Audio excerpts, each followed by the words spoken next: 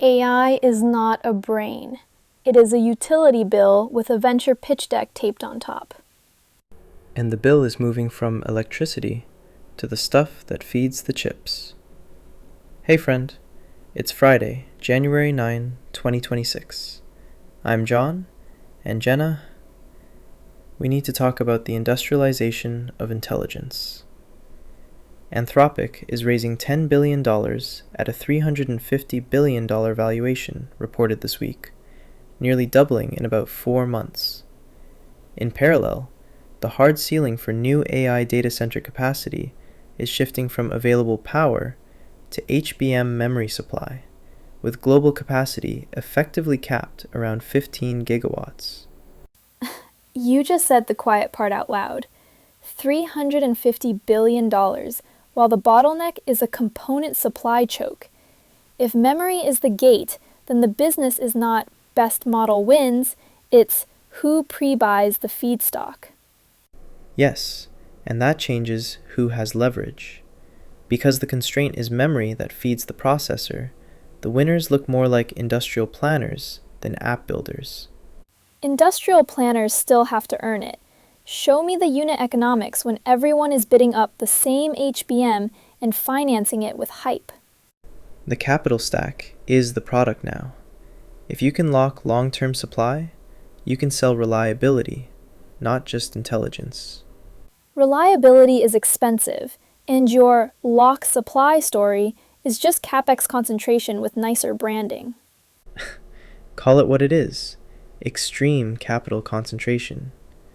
Frontier labs become demand aggregators for memory, power, and cooling, then rent that advantage downstream. Downstream to who exactly? Enterprises already hate surprise bills, and agentic workflows burn more tokens, which means more spend volatility.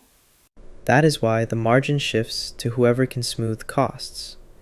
If Anthropic can guarantee capacity while others face shortages, pricing power follows.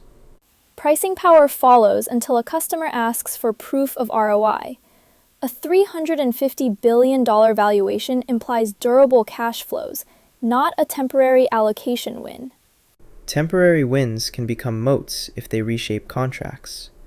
When compute becomes scarce via memory, buyers sign longer commitments, and that pulls forward revenue. Or it pulls forward regret. Long commitments on a fast-moving model cycle is how you get write-downs and angry CFOs. Then look at who is reorganizing for that reality.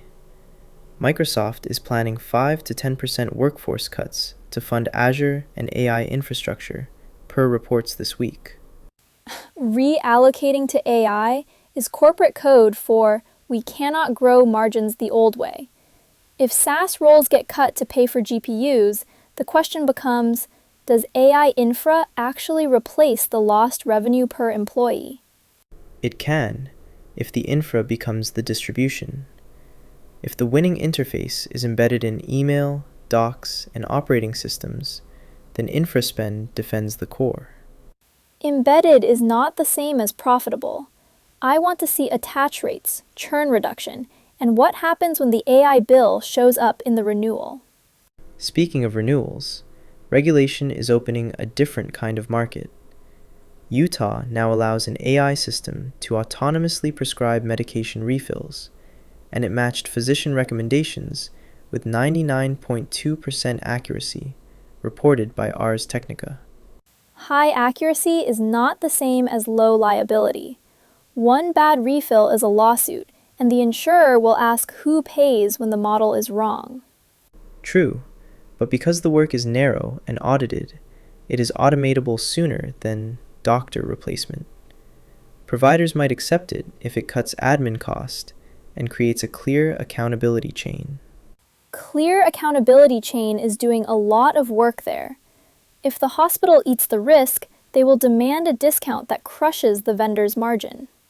Or the vendor prices like a reinsurer and sells outcomes. That is the industrialization part. Intelligence delivered with contracts, compliance, and capacity guarantees. Quote of the day from Fei Li on X. Spatial intelligence is AI's next frontier. AI needs to connect with the physical world, moving beyond LLMs.